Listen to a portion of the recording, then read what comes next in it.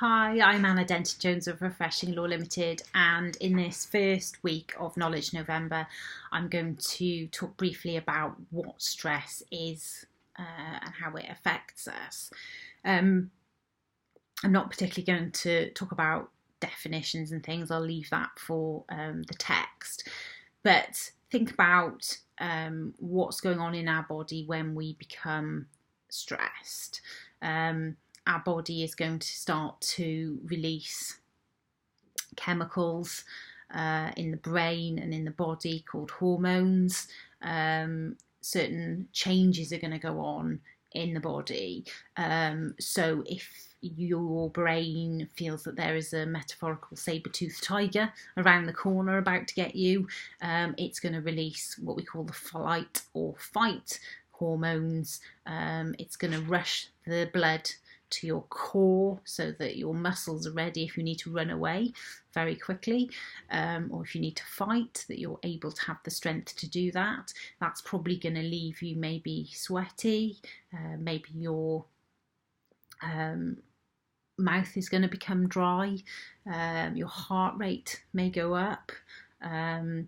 Lots of physical changes are taking place in the body as a result of that brain message telling you that there is that danger there and you need to worry about it. Now, the same thing goes on in the workplace where the brain is perceiving that there's a danger, and the same physiological effects are happening on the body, and the body is preparing itself to go into fight mode. And if we're in that position for a prolonged period of time, obviously the body's being flooded with those chemicals and it can actually end up causing us to become ill. I'm sure you all aware of situations where you've been asked to do something in work that you're not comfortable with. So it might be giving a presentation to a lot of people, or speaking in a meeting where you don't really want to do that, or undertaking a task that you're not really confident in doing, and the things that will have happened to you as a result of that. You might have felt nervous, butterflies in your tummy, your voice might go up an octave when you're having to have the conversation, or even down the opposite direction. All of these things are your body's way of waving a flag, I guess, and raising the alarm that there is something to worry about. So that's the physiological thing that is going on. I quite like the definition used under the European Framework Agreement, which I will put alongside this talk, because it talks about bridging the gap between what you feel comfortable with and a situation where you'll be being put in that discomfort. And it's worth thinking about the word disease, because it's made up of two syllables, dis and ease, dis-ease. And where we're asking people to work under stressful situations, eventually we are going to make people become ill. They fall into this state of dis-ease.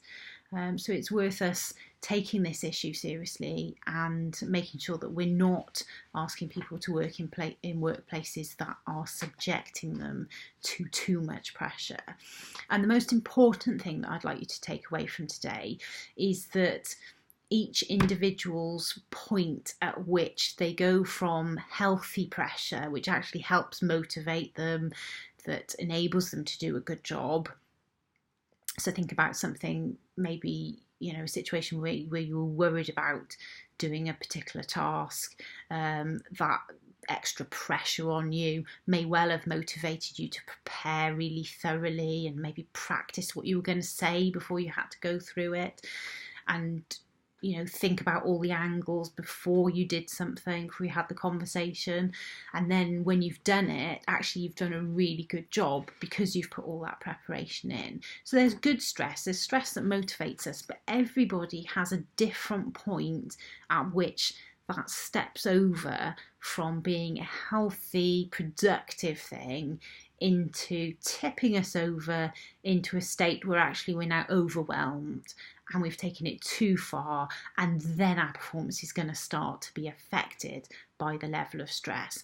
And where that point is going to be very different for different people, and we can't expect all employees to be identical. And that's one of the problems I think we have with the modern workplace, in that we have this expectation that everybody is going to be Wonder Man or Wonder Woman and work to this incredibly high level 365 days of the year without having anything going on in their personal lives, and give this terrific output.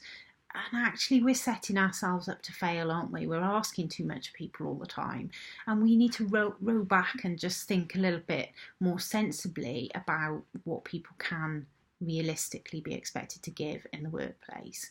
So that's all some food for thought.